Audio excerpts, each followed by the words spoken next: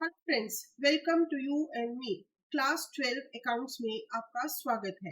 तो हम लोग अब इस सीरीज में सबसे पहला चैप्टर पढ़ रहे हैं, non profit organisation. Last lecture में हम लोगों ने डिस्कस किया था किस तरह से अगर हमें रिसिप्ट और पेमेंट अकाउंट दे रखा है तो हम इनकम एंड एक्सपेंडिचर अकाउंट बनाते हैं और किस तरह से बैलेंस शीट क्रिएट की जाती है। तो आज का जो लेक्चर है उस लेक्चर में हम लोग डिस्कस करेंगे कि अगर हमें इनकम और एक्सपेंडिचर अकाउंट दिया गया है तो किस तरह से हम रिसिप्ट और पेमेंट अकाउंट बनाएंगे और उससे बैलेंस शीट क्रिएट करेंगे। तो आज का ये लेक्चर इस पूरे चैप्टर का लास्ट क्वेश्चन है। तो चलिए अब हम शुरू करते हैं, how to prepare receipt and payment account. So the topic is preparation of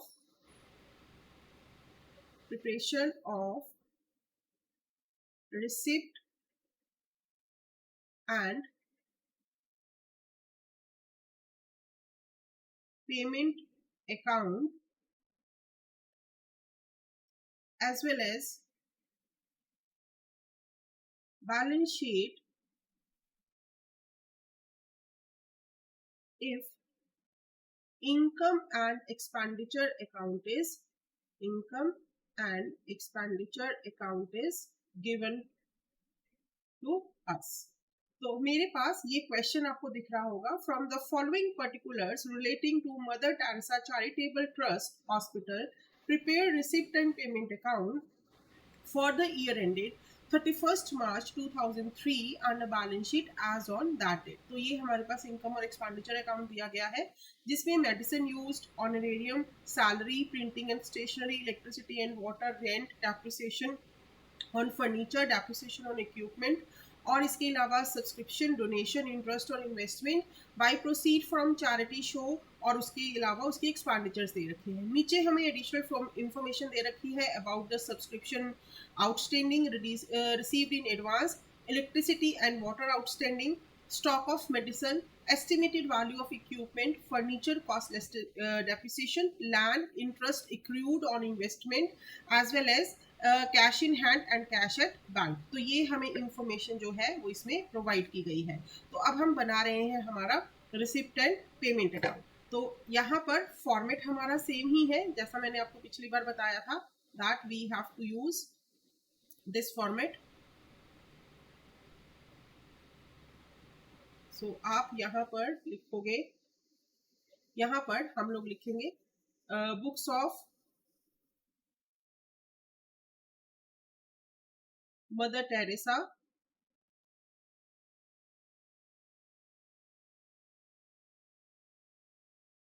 charitable trust receipt and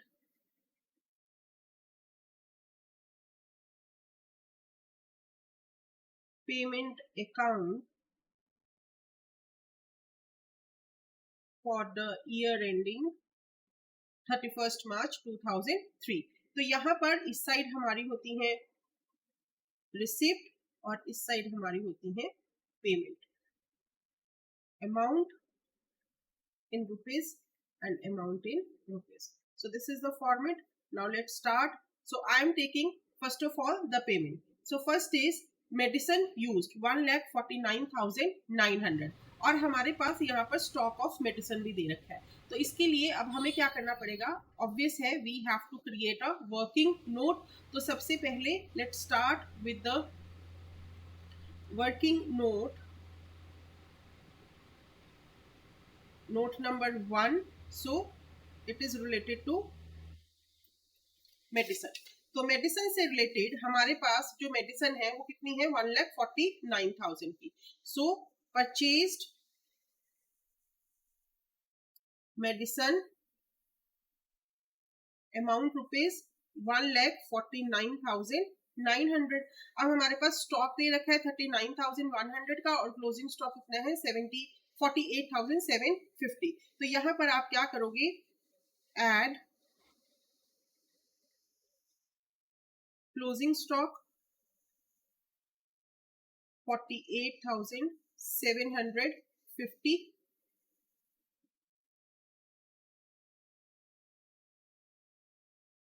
1,98,650 less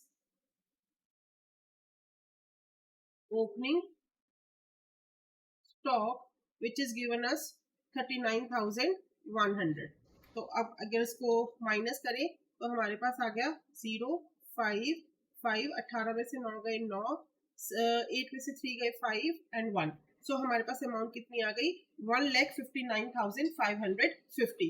तो अब आपको यहाँ पर एक चीज याद रखनी है कि यहाँ पर आपको सब कुछ हमने क्या करना है, यहाँ पर हमने सब कुछ उल्टा करना है, क्योंकि हम क्या बना रहे हैं, रिसिप्ट और पेमेंट अकाउंट बना रहे हैं. अगर आपको वहां पर याद हो तो हमने क्या किया था, ओपनिंग स्टॉक ऐड किया था, क्लोजिंग स्टॉक को हम क्या करते थे, लेस करते थे. यहाँ पर उल्टा करना है.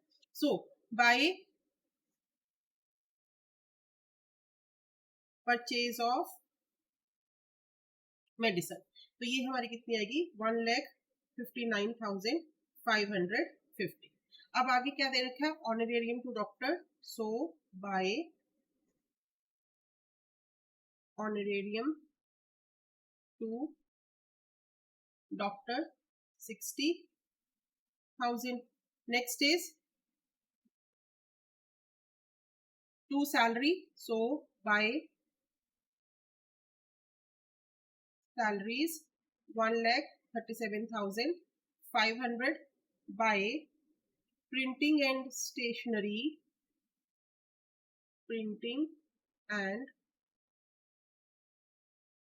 stationery, it is given to us 5,500. आपको साथ साथ नीचे की एडजस्टमेंट्स का भी ध्यान रखना है कि नीचे कोई एडिशनल इंफॉर्मेशन में आपको कुछ एक्स्ट्रा तो नहीं दे रखा, तो वो आपको ध्यान में रखना है. Next is electricity and water. अब यहाँ पर देखो बाय इलेक्ट्रिसिटी एंड वाटर, तो यहाँ पर मेरे पास नीचे एडजस्टमेंट है आउटस्टैंडिंग की. तो पहले यहाँ पर अमाउंट लिख लेते हैं 2,375. अब मेरे पास क्या है, इलेक्ट्रिसिटी एंड वाटर आउटस्टैंडिंग पिछले साल का 460, इस साल का 575. तो यहाँ पर अगर मैं पिछला अकाउंट देखती, करंट ईयर आउटस्टैंडिंग हम ऐड करते हैं और लास्ट ईयर की लेस करते हैं, बट यहाँ पर उल्टा होगा, ऐड आउटस्टैंडिंग फॉर 2002. तो वो कितना है 460, इसको आप ऐड कर लीजिए, और less outstanding of current year 2003, तो वो कितनी है हमारी 575. सो अमाउंट विल बी 06, यहाँ पर आ गया मेरे पास 7 में से 5 गए 2, so 2260. So this is the amount of electricity and water. Next is by purchase of equipment. अब यहाँ पर ये परचेज ऑफ इक्विपमेंट देखो हमारे पास कैसे निकला. So go to the working note again, यहाँ पर आ जाओ आप. एस्टिमेटेड वैल्यू ऑफ इक्विपमेंट, तो आपको कितने का वैल्यू दे रखा है 69,500 का, और इधर डेप्रिसिएशन भी दे रखा है. सो यहाँ पर लिखो वैल्यू एज ऑन, यहाँ पर 2 नंबर डाल लो इक्विपमेंट, ताकि पता लग जाए कि हम किसका बना रहे हैं. Value of equipment on 2003, it is given to us 69,500. अब इसमें जो डेप्रिसिएशन है उसको ऐड कर दो, ऐड डेप्रिसिएशन. तो डेप्रिसिएशन कितना दे रखा है 16,250, 0, 5, 7, 5, 6 और 8, 7. सो ये हमारे पास टोटल वैल्यू आ गई. अब देखो हमारे पास पिछली वैल्यू कितनी दे रखी है, estimated value of equipment 58,000. So less value as on 2002, तो वो दे रखी है 58,000. तो इसका मतलब क्या हुआ, हमने इतने का जो इक्विपमेंट है वो परचेज किया, 27,000 न्यू परचेज और एडिशन ऑफ इक्विपमेंट. तो ये हमें किसमें दिखाना है, this is the hidden value, this is the balancing figure. तो आपको ये ध्यान रखना है. तो रिसिप्ट और पेमेंट अकाउंट में अब हमारे पास परचेज ऑफ इक्विपमेंट कितना आ जाएगा 27,750. Is it clear, I hope it is clear. Next is by land, क्योंकि ये हमारा जो है इसमें सारा कुछ हम डालते हैं, तो इसलिए ये पूरे का पूरा अमाउंट जो है वो सब आएगा, इसमें हम सिर्फ एक्सपेंडिचर्स की बात नहीं करेंगे. By charity show, by charity show expenses 3,900. and last is by charity show expenditures 39,900। और अब देखो हमारे पास यहाँ पर cash in hand and cash at bank, तो ये हमारे पास क्लोजिंग बैलेंस दे रखा है, ये ओपनिंग बैलेंस है। तो यहाँ पर आप क्या लिखोगे, बाय बैलेंस ब्रॉट डाउन। तो यहाँ पर आपके पास आएगा बाय बैलेंस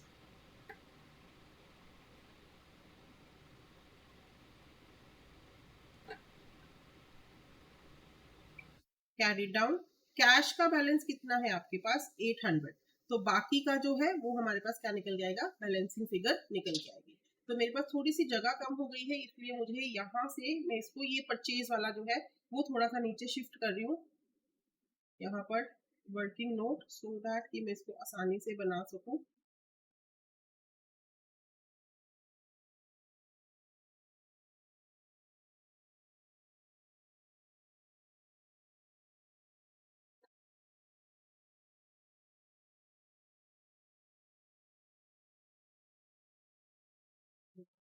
यहाँ पर हमारे पास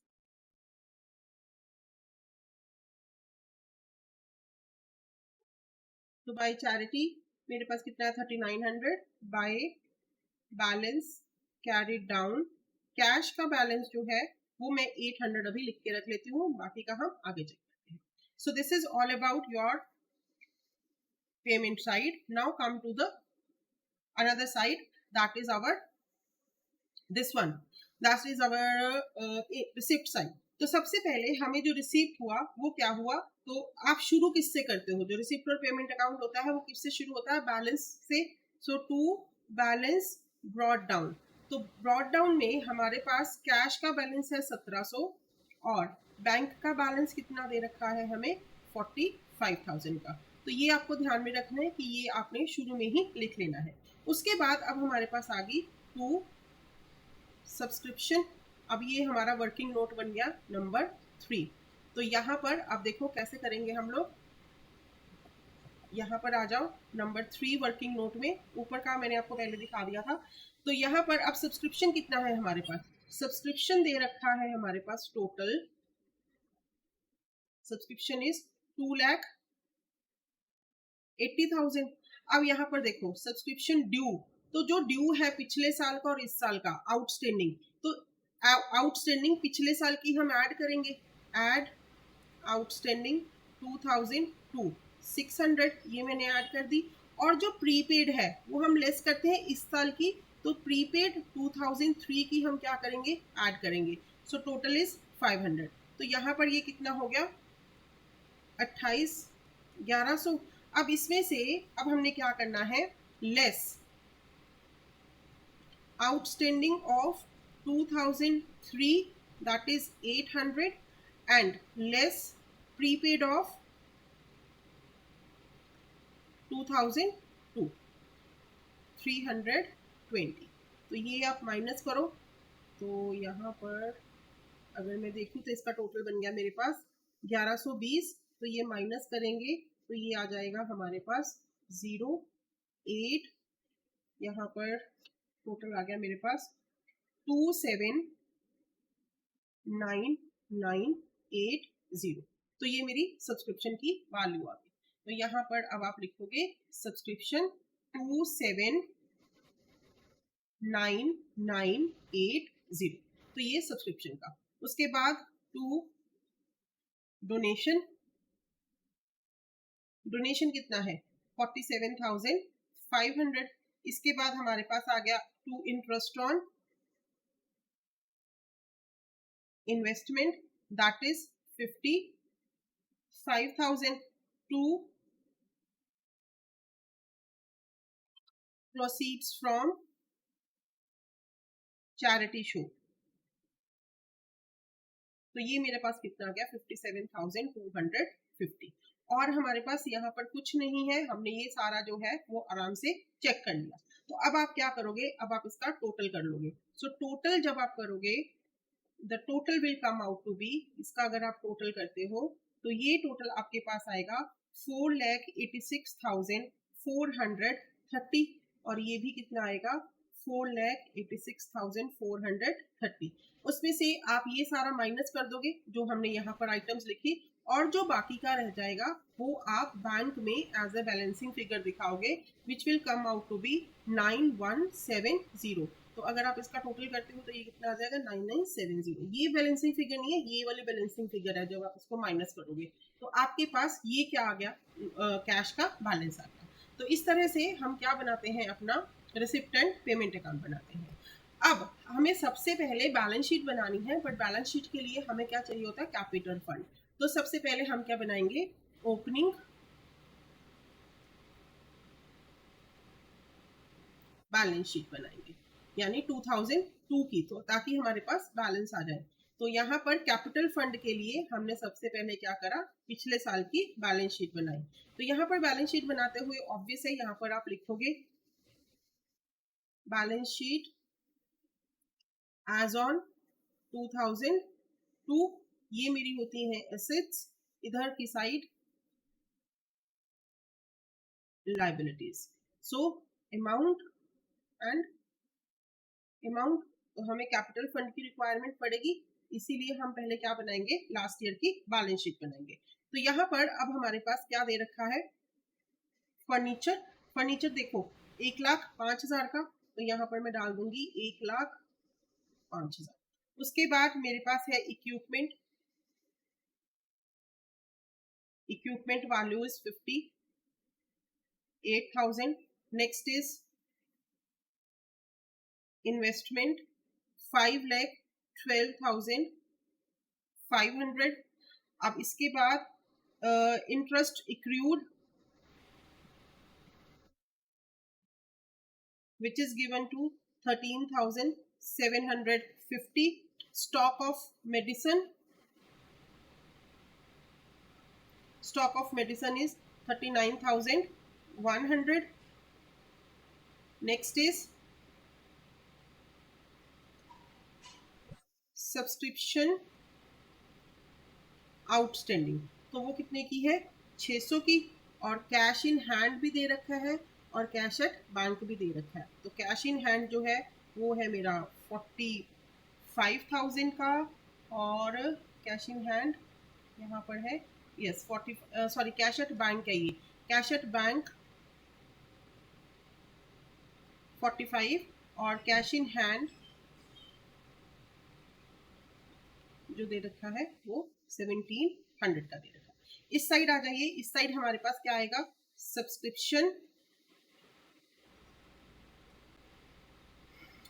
रिसीव्ड इन एडवांस, तो वो कितनी दे रखी है आपको, 320 रुपए। इलेक्ट्रिसिटी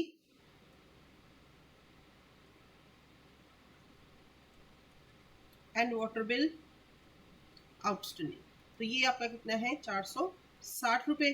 अब जो आप इसका बैलेंस करोगे तो वो आपके पास क्या आ जाएगा, आपकी कैपिटल फंड आ जाएगा। तो यहाँ पर लिखो कैपिटल फंड, ये आपके पास क्या निकल के आएगा, बैलेंसिंग फिगर आएगा।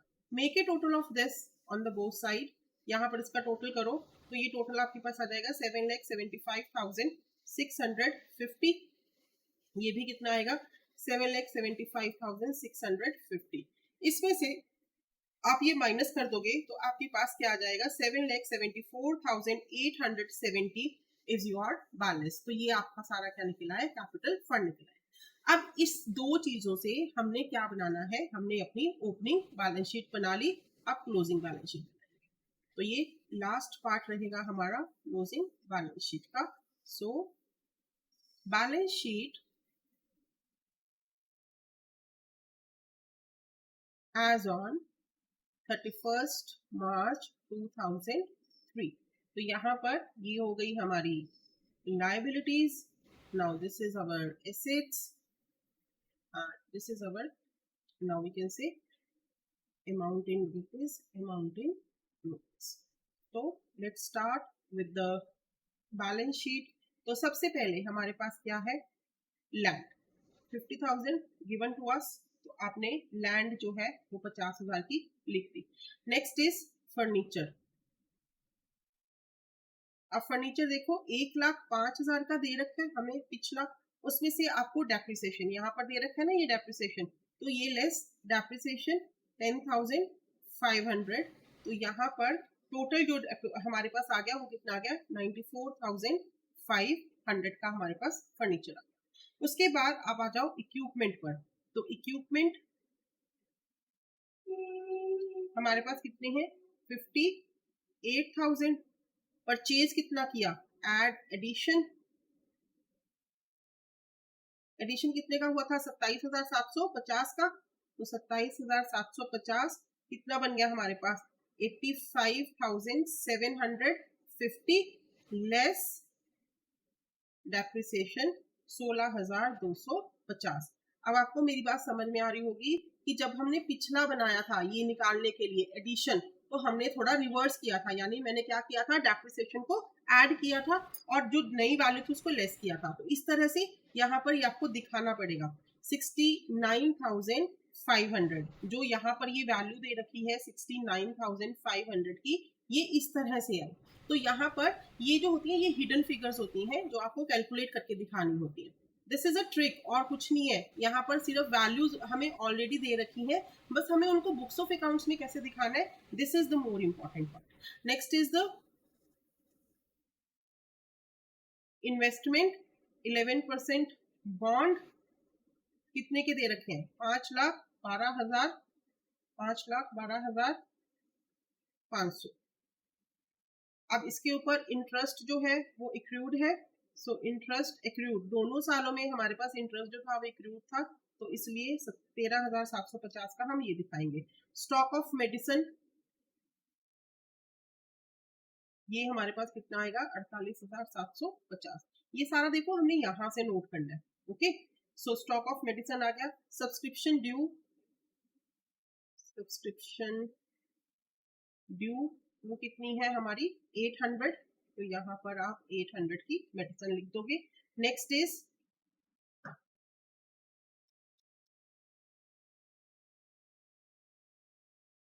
Cash in hand. अब ये क्लोजिंग वाला, ओपनिंग वाला नहीं, कैश एट बैंक। तो मेरे पास ये जो निकल के आया था कैश इन ओपनिंग तो दे रखा था और क्लोजिंग भी दे रखा है 800, और ये कैश एट बैंक हमने ऊपर निकाला 9170 जो हमने रिसिप्ट और पेमेंट अकाउंट से पता किया था। तो ये हो गई हमारी asset side. Now come to the liability side. Liability side में सबसे पहले आप क्या लिखोगे, कैपिटल फंड। तो मैं यहाँ पर जो हमने अभी ऊपर कैलकुलेट किया कैपिटल फंड लिख लिया। तो ये मेरा कितना आया था कैपिटल फंड 7,74,850। अब इसमें ऐड सरप्लस, ठीक है, तो ये सरप्लस हमें दे रखा है 23,825। अगर आपको याद हो ये बैलेंस शीट में हम ऐड करते हैं, तो ये 23,825 का जो है कैपिटल फंड ये हम ऐड कर देंगे। तो यहाँ पर कैपिटल फंड कितना आ जाएगा 7,98,695। तो ये मेरे पास कैपिटल फंड है। इसके बाद सब्सक्रिप्शन रिसीव्ड इन एडवांस, तो वो कितनी है 500।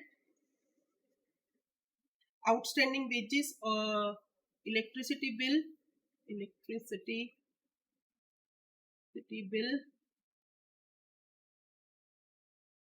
एंड वाटर आउटस्टैंडिंग वो कितना है मेरा 575 का। नाउ अगर आप इसको बैलेंस करते हो तो बैलेंस करने के बाद आपको यहाँ पर ये टोटल जो है वो आपका इक्वलाइज्ड होना चाहिए। अगर ये इक्वलाइज्ड हो गए हैं तो इसका मतलब क्या है कि आपका जो टोटल है जो आपने मेंटेन किया है ये सारा अकाउंट वो आपका सही ढंग से बना है। सो 7,99,770। सो इस तरह से हम क्या करते हैं, हम अपना पूरा ये अकाउंट मेंटेन करते हैं। अगर हमें इनकम एंड एक्सपेंडिचर अकाउंट दिया गया है तो किस तरह से रिसिप्ट और पेमेंट अकाउंट बनाना है, और अगर हमें रिसिप्ट एंड पेमेंट अकाउंट दिया गया है तो किस तरह से हमें इनकम एंड एक्सपेंडिचर अकाउंट बनाना है।